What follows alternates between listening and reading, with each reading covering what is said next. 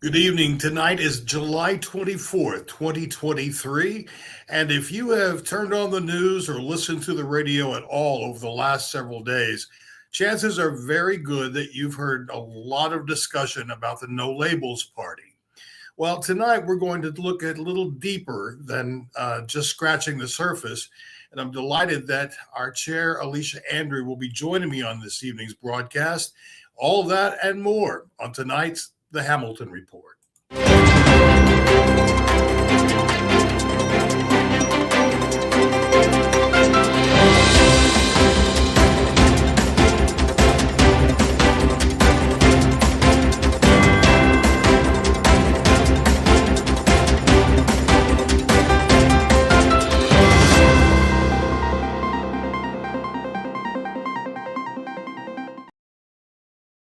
What is No Labels?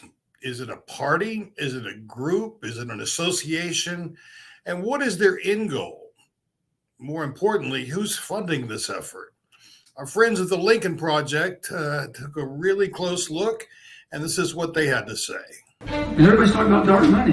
The third-party group, No Labels. No Labels. No Labels. No Labels, a dark money front for corporate interests. Dark money. They're what we call dark money group. It's not required to disclose where its funding comes from. I've invited Nancy Jacobson to talk to me about who exactly they raise their money from, and she never says yes. Why not reveal your donors? First of all, we're not a party. But you guys are registering as a party. Can you tell us who's your major funders? No Labels is a 501c4. We have a legal entity that doesn't disclose contributions. They could give out the information if they wanted to. They choose not to. We do not disclose donors. And anyone who's still taking them as well-intentioned do-gooders needs to look a little closer at the deep red intentions of their donors, their staff, and their plan. If you added everything up, there's a distinct Republican tilt. We're worried that there could come a moment that there's two unacceptable nominees from each party. They say that Joe Biden is as extreme as Donald Trump. We love you. You're very special. So right there's a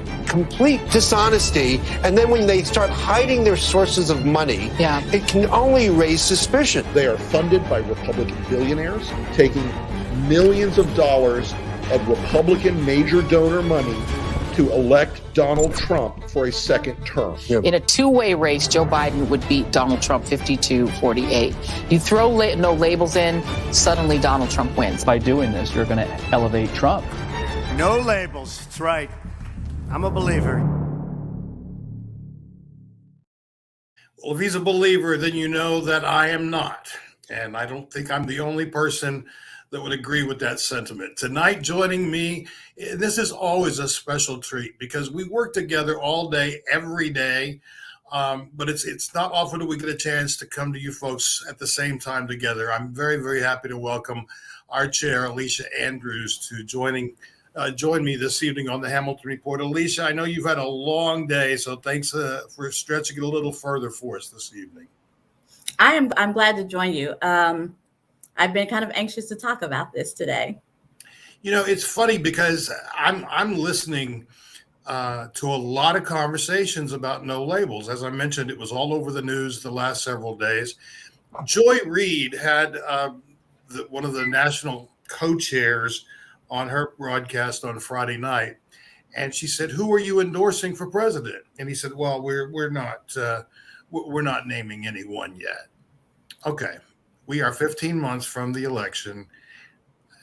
They've got somebody in mind. So all that being said, we'll talk about their donors in a few minutes, Alicia, but what is your take on what they're trying to do and more specifically, what that will do to democracy in our country? Well, I think that they are adding to the noise that is already our political process. And it's timed noise. They've been around since 2010.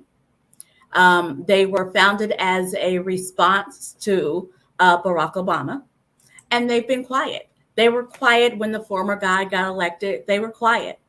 And now that it looks like President Biden is a shoo-in for re-election, they're out here making noise again. And so what I think they're trying to be spoilers. They're trying to interrupt the process. They're trying to add to the noise. because they haven't actually stated any policies. And, you and I talk to candidates all the time, and I shouldn't walk away from a candidate not knowing what they stand for. They won't even tell us who their candidate is. And not only that, they won't tell us who their donors are. Mother Jones did some really terrific research and uncovered some of their biggest donors. Andrew Tisch, who is the co-chair of Lowe's, one of the wealthiest people in the world, donates very heavily to them. Another not surprising donor is the benefactor of Clarence Thomas himself, Harlan Crow. And these are just two well-positioned, strong right-leaning people who are funneling tons of money into this effort. Which is funny, because what they say is that they're about moderation. What they say is that they are about quieting the what am I trying to say? The polarized partisanship that we have. Yet, two folks who support extremism on the right side are chipping into this pot that's supposed to be against extremism. You watch what a person does, not what they say. And watch where they spend their money. That's something watch where they spend their money. You exactly. can tell what their value is. When in the clip that we showed from the Lincoln Project, I was astounded, frankly. This is a talking point I keep hearing, that both sides are too extreme. Now, I'm sorry, there is no way on anyone's true matrix that you could classify Joe Biden as being an extremist. That's not who the man is. That's not who he's ever been. But they're already positioning him as an extremist. Well, and that's what they're doing. They're framing the conversation, which is why I wanted to have this conversation with you, because we have to break that frame. They're framing the conversation as if the left and the right are equally extreme. And it's not the case. When they try to come up with extreme actual policies that are being pursued, there could be extreme conversation, but policies that are being pursued, they can't come up with stuff, right? They revert to talking about Antifa and stuff that isn't policy driven. Whereas any conversation about extremists on the right, we can come up with extreme policies. The taking over the bodily autonomy of women being able to control their bodies, and of trans people in our community being able to control their body. That's extreme.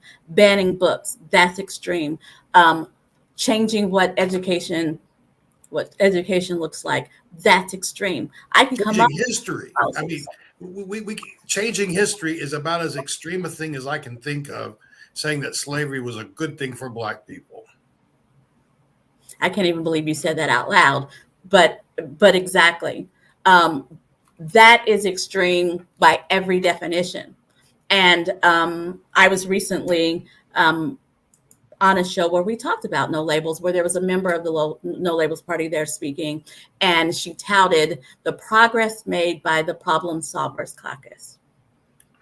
I stand firm. I believe that the Problem Solvers Caucus was able to solve problems because of who the president is. Yes. We've been able to see some bipartisan legislation coming out of Congress and the Senate because of Joe Biden. And we don't need an extremist. We don't need this hodgepodge, are we a party, not a party, and are able to get things done. We need a competent president in office, and we have that in President Biden. You know, we have long had the option for a third-party candidate to be on the ballot in every state in the union. That's nothing new. But they're claiming that they're giving Americans a choice with a third-party candidate. So it's again, there's more of this deception that's happening in their own words. I'm not making this up. This is what's coming from their leaders' mouths. And so it makes me really question their motives. And I think it's very clear what they're trying to do. They are guiding something in a direction that they want it to go. It has nothing to do about the American people having a choice. And what is a unity ticket? What in the world is a unity ticket? Is that a Republican and a Democrat running together? That's not going to happen. I think it's telling that Oklahoma has voted overwhelmingly Republican when it comes to the president for the last 50 years, right? And so we're viewed as, when you're looking at presidential politics, we're viewed as a Republican-leaning state. I think it's telling that they're not even bothering to try to get on our ballot because they believe that Oklahoma is already going to vote the way that they want. That tells you what their goal is. That tells you who they are. And when you look at some of the candidates that they quietly, and I might add very quietly, supported in the midterms, it was overwhelmingly Republicans, or I will say this, Democrats in name only. I'm not going to mention Sinema or Manchin by name, but they were both recipients of very, very substantial gifts from No Labels. So and you mentioned Joe Manchin, if I can jump in, and I apologize, please. I do want to jump in. You mentioned Joe Manchin. That's a name that comes up most often when they talk about who their candidate might be. Joe Manchin is a spoiler, and in a lot of their literature, they're like, the American people want a younger candidate. I'm not an ageist. Joe Manchin is 75 years old. How does he qualify as a younger candidate? Yes. Let's just be honest, or let's demand honesty from the people who are supporting No Labels. In all the interviews that their talking heads have done, everything is vague. It's flimsy, and it feels like there's nothing real about it. Do you get that same impression that it's just it's what they're putting over on the American people is basically a gauze? Well, like I said, I think it's just adding noise to the conversation, because what I've heard several of their representatives say, we won't put forth a candidate unless we have to. We won't put forth a candidate unless it's candidates that we don't like. We won't put forth a candidate, the oligarchs, because they're funded by the 1%. And so they won't put forth a candidate unless the oligarchs feel like we need someone different. And so when you say if there's a gauze, yes, they are deliberately being vague. They're deliberately not coming up with answers because they don't have to. All they have to do, or all they believe that they have to do, is add to the noise, which is why, when we talked earlier, I thought we needed to talk so that we could clear through the clutter and just be very specific. America has a choice. We have a confident president who has fallen off his bike. I've fallen off a bike. Who's tripped over a sandbag, who hasn't tripped. We have a solid president who is getting things done. We have a solid president who is elevating our standing internationally. We have a solid president who has a plan and knows what he's doing. We don't need all of this other noise. We, on our side of the ticket, have a plan. On their side of the ticket, once again, they have 100 people running, and the oligarchs aren't happy with their choices. They don't believe that they can interfere directly in that race and change it the way they want to. And so they're interfering kind of over the top. And I wanted us to have a conversation where we're enlightening people and letting them know to ignore the clutter, focus on who's improving your life, and vote for Joe Biden. And, I'm really glad that you brought up the noise thing, because that's exactly what's happening. There is so much talk about President Biden's age, and with so little regard for what he's actually done for the American people. It's incredible that they're focusing on a person's age as opposed to what he's accomplished in a very short time of turning this country around, right-siding the ship, and moving us forward. Wages are up, prices are down. Unemployment is the lowest it's been in over half a century. And these are things that we, for whatever reason, Democrats are not hearing it, or they're not repeating it, I guess, loudly enough, because we've got to have these conversations when we're in the supermarket or at the dinner table or wherever we happen to be, because if we're not careful, someone like a no labels could slip in and really cause dramatic damage to our country, especially right now while we're on such a positive track. And so they call themselves no labels, but they have a label. They call themselves no labels because they are supposedly listening to the people who aren't being heard. The rich people are being heard, and that's who they're listening to. And so for the folks who are out there in rural America, who are out there in a situation where they're not financially well situated and they feel like they're not being heard, I assure you, no labels is not going to listen to you. The best way to be heard is to pick the folks who are closest to what you believe in and go talk to them. I have people talking to me all the time who are registered as unaffiliated voters, talking to me all the time about how they're not being heard while they're talking to me, and we're having a conversation. And you're listening. And I'm listening, and I'm repeating back to them, and they're shaking their head yes, that I am understanding what it is that they're saying. And so when people say to me that there are people who aren't being listened to, I say, raise your voice. Raise your voice. Because the only reason that certain segments of the population aren't getting all of the services that they need and aren't getting everything that they need is because folks aren't talking loud enough. Because it is true, the squeaky wheel gets the grease. It's just that simple. And folks who don't vote are not squeaking. Folks who don't vote are saying aloud that they're fine with how things are. You gotta raise your voice with your vote. Talk people into voting the way that you vote, and then more people will hear and address.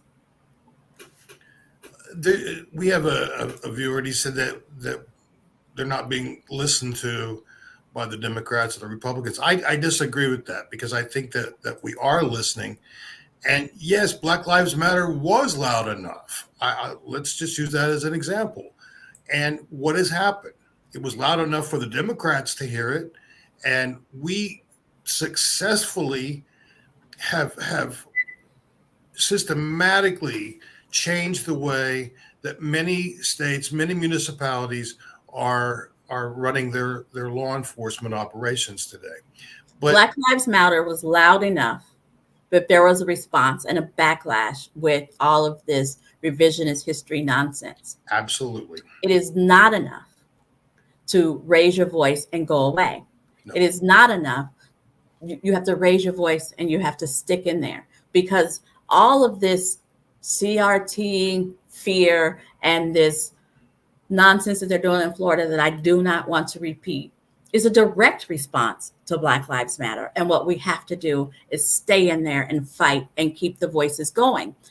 Saying Black Lives Matter and then taking your toys and going home, saying that LGBTQ folks need to be respected and acknowledged, and then taking your toys going home, leaves Black folks out there naked. It leaves LGBT folks out there naked. You have to stay in there and fight. That's why I get up every day and do what I do, because we have to stay in there and fight. It's not enough to say it once and be heard once, because our rights are not static. Look what happened to Roe versus Wade. Look what happened to affirmative action. That's because we didn't stay diligent and vigilant and stay on the cause. And I'm glad you said that. I'm so glad you said that. Let's look at some of the things that have happened. People in rural communities didn't stomp their feet and say, we need broadband, and then walk away. They kept talking about it. They kept complaining about it. And who listened? The Democratic Party listened. And we made it happen. It's happening all over the United States, when in fact, Oklahoma was one of the worst states for affordable broadband internet. But again, thanks to the Biden administration, we have that. But I veered off a little bit, and I'm sorry about that. But I needed to address the viewer's question. But back to no labels. If you don't have, and again, I don't even like calling them that, but they are a party, and that's what they call themselves, so that's fine. But if you don't have a candidate and you just talk about extremes, what is it that you're promising? You've articulated nothing that you're giving to the American people. Zero. You are not offering a solution.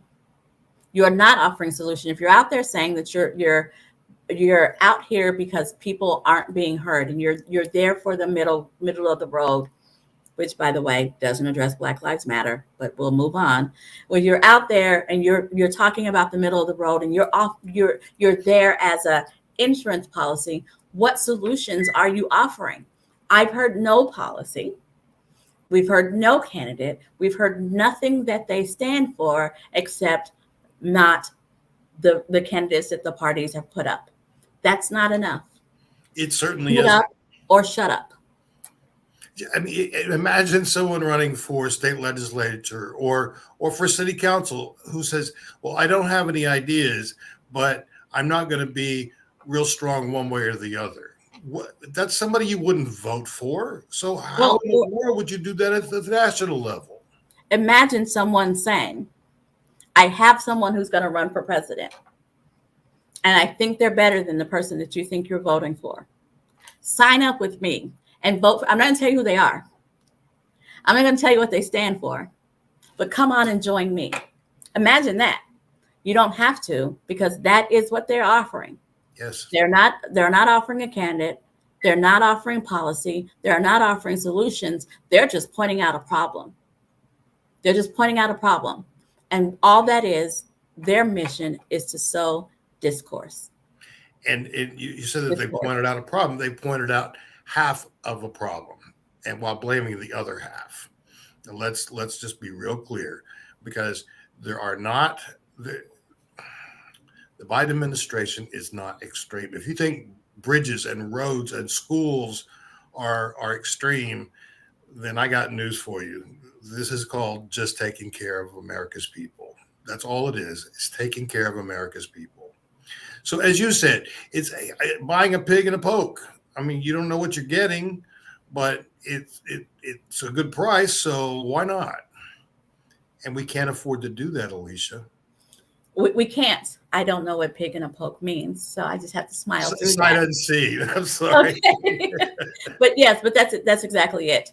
We don't have a candidate that we want to talk to you about. We don't have any policy, but we are better than what you're doing. And like I said, when we talked earlier today, that is exactly why I wanted to come on and talk about this with you, because we got to clear through the clutter. We got to clear through the news. They are doing a very good job of getting on the news and getting talked about.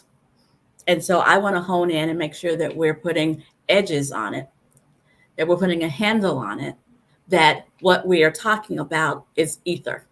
What we're talking about is not something real. What we are talking about is someone entering into the race to mess it up. And look, let's be real honest here. With the backers that we know of, and all of the dark money that we'll never know where it came from, they are not going away. And so every month between now and November of 2024, we're going to be hearing more and more and more from them, about them. And I put good money on the fact that we will never have specifics on what they're doing, other than perhaps a name at some point. I'm hopeful. But we won't know who's backing that name, because they set up. The Oklahoma Democratic Party is a 527 tax code. We're a 527, which means every dime that we take in and every dime that we spend, we have to disclose to the public. You heard the video. They are deliberately hiding who their funders are. They are because you can tell what who somebody stands for by who they take the majority of their money from. Yeah. Unless they hide who they're taking their money from. And if you're about the American people, why are you hiding? That is perfectly stated.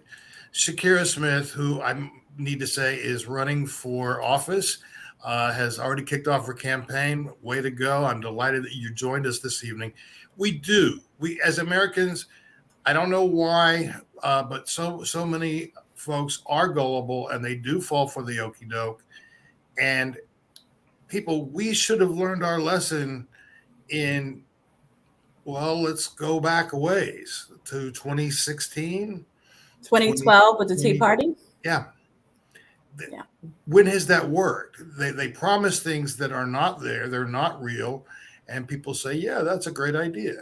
The people who said, I will never vote for Biden, didn't. And yet he still won. It could have gone the other way. It could have gone the other way. And that's what they're trying to do. And all we have to do is stay steady. All we have to do is focus on who is actually getting policy across the line that helps the American people. Capping insulin prices, negotiating medication prices for our seniors, protecting our veterans from burn pit exposure, fixing our roads and bridges, expanding access to broadband. All of those help everyday people, right? From the middle class out, from the bottom up. It's taking care of every man. We have to focus on who is doing the work right now and who is, let's be honest. There's a whole bunch of court cases on the other side of this aisle. There's a whole bunch of criminal charges, civil charges on the other side of this aisle, and then a whole bunch of other people who are making noise. That's the reality. We have a guy who is older than me. We have a guy who's had more birthdays than me, but has gotten absolutely more bills across the line than I've ever dreamed of, than a whole bunch of folks have ever dreamed of, and who still wants to do the work. That's what we have to focus on. And I do have to shout out Shakira Smith for House District 63. And I want to bring us local just for a minute, because if we just keep doing what we've been doing, and it's not working, and we see it's not working in Oklahoma, and it's not working for Oklahomans. Our governor is now the sixth most unpopular governor in the nation. Talk about a top 10 state.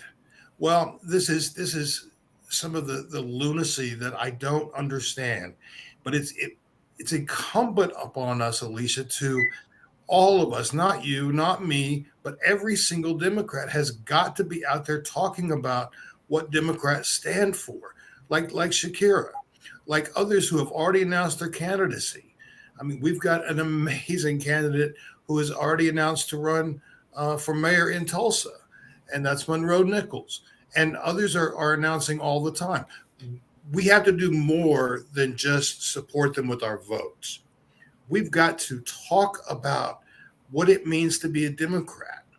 Your three pillars that you talk about all the time, Alicia, are economic opportunities for everyone, a good free public education, no matter what your zip code is, and affordable quality health care for every Oklahoman. Those are not big concepts. They're not hard to grasp. And so we have got to stay on point. And I mean that to all of our folks. And yes, Alicia, we do need more young people to vote. I just read that a statistic. I don't want to give it now because I don't remember exactly what it was, but an overwhelming majority of people 18 to 35 do not like Republicans as candidates, and they do not agree with the Republican Party. So yes, we have got to engage them in the voting process. And now in Oklahoma, you can register to vote online, but it's more than the registration. Alicia, what more is it than registering? You have to register and actually show up and vote and take somebody with you. You have to register and vote. Registration doesn't get anybody across the finish line. You have to support your candidate. You have to show up. You have to vote. You have to get other people to vote. Young folks, you point out a statistic, and it's an alarming statistic to me. You say that young folks don't like Republicans. Not liking Republicans is not enough to elect Democrats. No. What we have to do is make sure that the majority of folks that we engage with, well, everybody that we engage with, knows that Democrats care and that Democrats deliver. And we have to talk about very specific accomplishments. You can see those accomplishments out there at okdemocrats.org, but we got to talk about specific accomplishments so that people understand that inflation dropped for 12 straight months under Biden. And I mean, just here recently, inflation dropped for 12 straight months. And that unemployment has consistently dropped. Those are real accomplishments that affect everyday Oklahomans, everyday Americans.